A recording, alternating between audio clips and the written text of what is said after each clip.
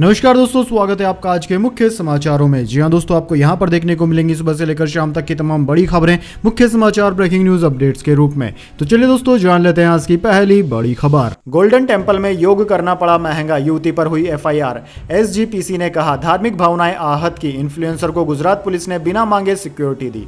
जी हां दोस्तों, 21 जून यानी कि अंतर्राष्ट्रीय योग दिवस पर पंजाब के अमृतसर स्थित गोल्डन टेम्पल में योगासन करने वाली सोशल मीडिया इन्फ्लुएंसर अर्चना मकवान के खिलाफ एफआईआर हो गई है। यह शिकायत गोल्डन टेम्पल के मैनेजर भगवंत सिंह ने की। अर्चना के खिलाफ धार्मिक भावनाओं को आहत करने को लेकर धारा 295A के तहत मामला दर्ज हुआ है। गुजरात की रहने वाली इन्फ्लुएंसर अर्चना मकवान ने अपने सोशल मीडिया अकाउंट पर गोल्डन टेम्पल में योग करते हुए कुछ तस्वीरें पोस्ट की थी। इसके बाद ये फोटोएं वायरल हो गई। इसका पता चलते ही शिरोमणि गुरुद्वारा प्रबंधन कमेटी SGPC ने कड़ा एतराज जताया। उन्होंने गोल्डन टेम्पल की परिक्रमा ड्यूटी वाले 3 कर्मचारियों को सस्पेंड करते हुए जांच के आदेश दे दिए। वहीं अर्चना मकवान के खिलाफ कार्यवाही के लिए पुलिस को भी शिकायत दी है। हालांकि लोगों की नाराजगी का पता चलने पर अर्चना ने माफी मांग ली है, लेकिन फिर भी उन पर एफआईआर दर्ज की गई है। चलिए दोस्तों, जान लेते हैं इसके बाद अगली बड़ी खबर। पाकिस्तानी संसद में घमासान भरी सभा में बाबर आजम की हुई बेइज्जती।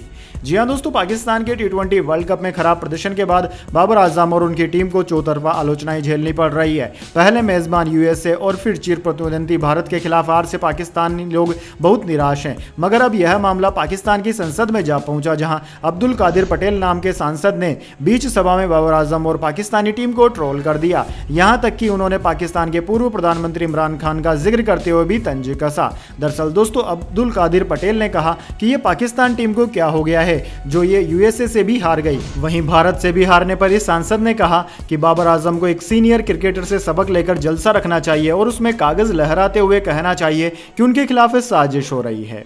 चलिए दोस्तों, जान लेते हैं इसके बाद अगली बड़ी खबर। तो सेहत के लिए खतरनाक होगा, आतिशी का कीटोन लेवल हुआ पॉजिटिव, अनशन से ब्लड प्रेशर और शुगर में बड़ी गिरावट।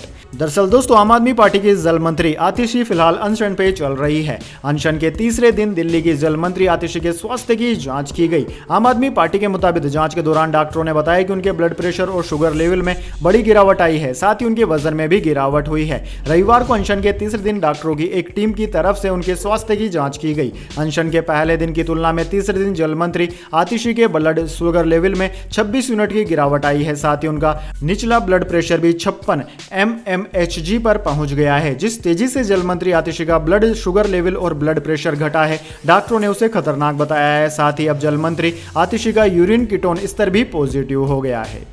चलिए दोस्तों, जान लेते हैं इसके बाद अगली बड़ी खबर। श्रीलंकाई नौसेना ने 18 भारतीय मछुआरों को गिरफ्तार किया, 3 नाव जब्त। एक हफ्ते में यह दूसरा मामला। इस साल 182 भारतीयों को गिरफ्तार किया गया। जी हां दोस्तों, श्रीलंकाई नौसेना ने शनिवार को 18 भारतीय मछुआरों को गिरफ्तार किया और 3 नावों को अपने कब्जे में ले लिया। न्यूज एजेंसी PTI के मुताबिक श्रीलंकाई नौसेना ने बताया कि मछुआरे उनके डेल्फ द्वीप में घुस आए थे। श्रीलंकाई नौसेना के प्रवक्ता कैप्टन गयान विक्रम सूर्या ने बताया कि अब मछुआरों को आगे की कानूनी कार्रवाई के लिए कांकेस तुरे बंदरगाह ले जाया जाएगा। एक हफ्ते में दूसरा यह मामला है जब श्रीलंकाई नौसेना ने भारतीय मछुआरों को गिरफ्तार किया। इससे पहले नौसेना ने 4 भारतीय मछुआरों को गिरफ्तार किया था और उनकी नाव जब्त कर ली थी। चलिए दोस्तों, जान लेते हैं इसके बाद अगली बड़ी खबर। ताइवान पर बिना हमले भी कब्जा कर सकता है चाइना, रिपोर्ट। हवाई समुद्री रास्ते से घेरेगा, इकोनॉमी कमजोर करेगा, ताइवान सरेंडर करने को मजबूर हो जाएगा। जी हां दोस्तों, ताइवान को अपने देश में शामिल करने के लिए चीन को उस पर हमला करने की जरूरत नहीं पड़ेगी। वह आसानी से ताइवान को पूरी दुनिया से अलग करके उसकी अर्थव्यवस्था को नुकसान पहुंचा सकता है। इसके जरिए वह ताइवान को हार मानने पर मजबूर भी कर देगा। CNN ने वाशिंगटन के एक think tank centre for strategic and international studies की यह रिपोर्ट साझा की है। रिपोर्ट में कहा गया है कि ताइवान पर कब्जा करने के लिए चीन या तो जंग का ऐलान कर सकता है या फिर ताइवान में सैन्य नाकाबंदी कर सकता है। लेकिन इन दोनों विकल्पों से इतर चीन के पास तीसरा रास्ता क्वारंटाइन का है, यानी कि ताइवान को पूरी दुनिया से काट देना। चलिए दोस्तों, जान लेते हैं इसके बाद अगली खबर।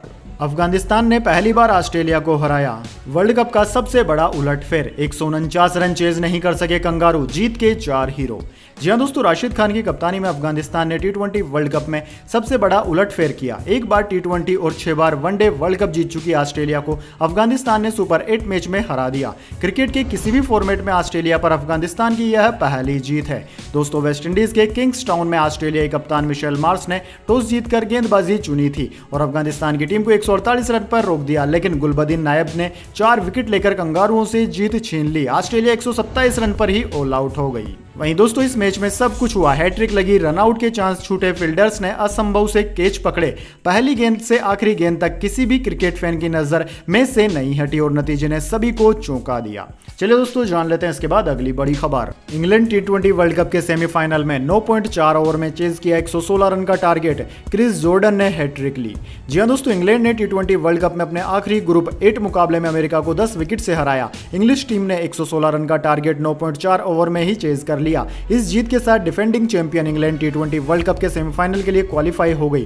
इंग्लैंड सेमीफाइनल में पहुंचने वाली पहली टीम बन गई है। ऐसे में दोस्तों ग्रुप 2 का आखिरी मैच नॉकआउट हो गया है। इसे जीतने वाली टीम टॉप 4 में पहुंच जाएगी। ब्रिजटाउन में इंग्लैंड के कप्तान जोस बटलर ने टॉस जीतकर फील्डिंग का फैसला किया था। इंग्लिश गेंदबाजों ने कप्तान बटलर के फैसले को सही साबित करते हुए अमेरिकी टीम को 18.5 ओवर में 115 रन पर ही ऑल आउट कर दिया। फिर कप्तान जोस बटलर और फिल सोल्ट की ओपनिंग जोड़ी ने 116 रन का टारगेट महज 9.4 ओवर में ही चेज कर लिया।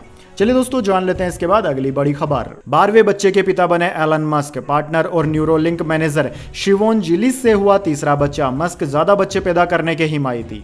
जी हां दोस्तों, स्पेस एक्स और टेस्ला के मालिक एलन मस्क इस साल की शुरुआत में 12वें बच्चे के पिता बन गए हैं। ये दावा मीडिया हाउस ब्लूमबर्ग ने किया है। रिपोर्ट के मुताबिक ये बच्चा उनकी पार्टनर और न्यूरालिंक की मैनेजर शिवोन जिलिसल से हुआ है। बच्चे का जन्म साल की शुरुआत में हुआ था। मस्क ने जानकारी को सीक्रेट रखा है। दोस्तों अब तक मस्क और शिवान ने इस बारे में कोई भी जानकारी साझा नहीं की है। इससे पहले दोनों के 2022 में जुड़वा बच्चे पैदा हुए थे।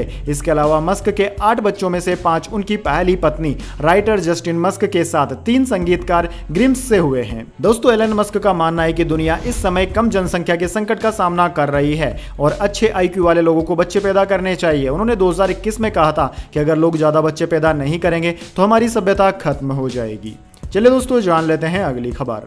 सोना 870 रुपए गिरकर 72,380 पर आया। चांदी में भी 2,000 रुपए की गिरावट। 1 किलो चांदी 92,000 रुपए में मिल रही।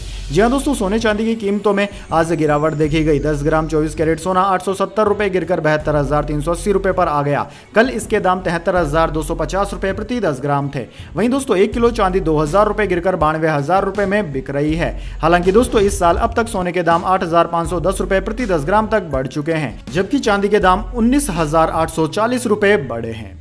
चलिए दोस्तों जान लेते हैं इसके बाद अगली बड़ी खबर। पार्टी वर्कर से समलैंगिक संबंध, 2 करोड़ का लालच और ब्लैकमेलिंग की कहानी। बाप भाई से आगे निकला सूरज रेवन्ना। जी हां दोस्तों, कर्नाटक के चर्चित सेक्स स्कैंडल में रेवन्ना परिवार के 3 सदस्यों का नाम फंस चुका है।